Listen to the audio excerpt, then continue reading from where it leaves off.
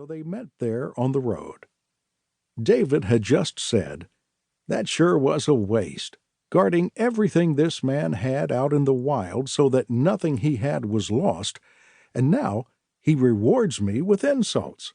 A real slap in the face.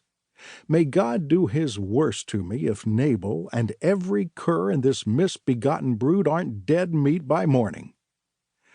As soon as Abigail saw David, she got off her donkey and fell on her knees at his feet, her face to the ground in homage, saying, "My master, let me take the blame.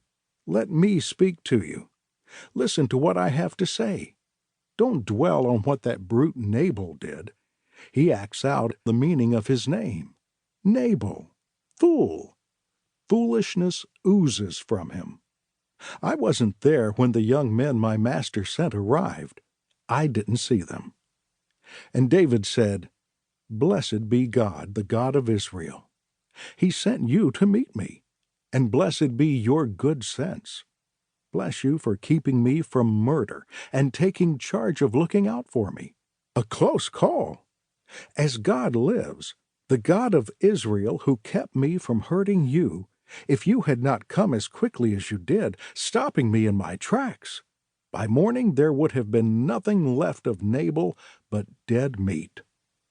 Then David accepted the gift she brought him and said, "Return home in peace. I've heard what you've said, and I'll do what you've asked." 1 Samuel 25, 18 through 25, and 32 through 35. Ernest Gordon groans in the death house of Chung Kai, Burma. He listens to the moans of the dying and smells the stench of the dead. Pitiless jungle heat bakes his skin and parches his throat. Had he the strength, he could wrap one hand around his bony thigh. But he has neither the energy nor the interest. Diphtheria has drained both. He can't walk. He can't even feel his body. He shares a cot with flies and bed bugs, and awaits a lonely death in a Japanese prisoner of war camp. How harsh the war has been on him. He entered World War II in his early 20s, a robust Highlander in Scotland's Argyll and Sutherland Brigade. But then came the capture by the Japanese, months of back-breaking labor in the jungle, daily beatings, and slow starvation.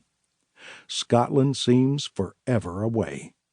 Civility, even farther. The Allied soldiers behave like barbarians, stealing from each other, robbing dying colleagues, fighting for food scraps. Servers shortchange rations so they can have extra for themselves. The law of the jungle has become the law of the camp. Gordon is happy to bid it adieu. Death by disease trumps life in Chung Kai. But then something wonderful happens. 2 new prisoners, in whom hope still stirs, are transferred to the camp. Though also sick and frail, they heed a higher code. They share their meager meals and volunteer for extra work. They cleanse Gordon's ulcerated sores and massage his atrophied legs. They give him his first bath in 6 weeks. His strength slowly returns, and with it, his dignity. Their goodness proves contagious, and Gordon contracts a case. He begins to treat the sick and share his rations. He even gives away his few belongings. Other soldiers do likewise.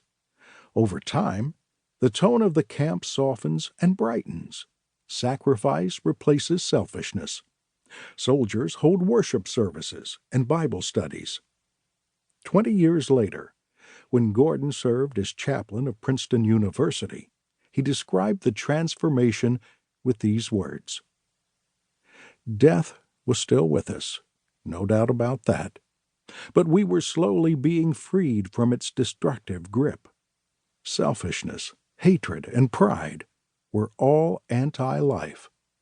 Love, self-sacrifice, and faith, on the other hand, were the essence of life, gifts of God to men. Death no longer had the last word at Chung Kai."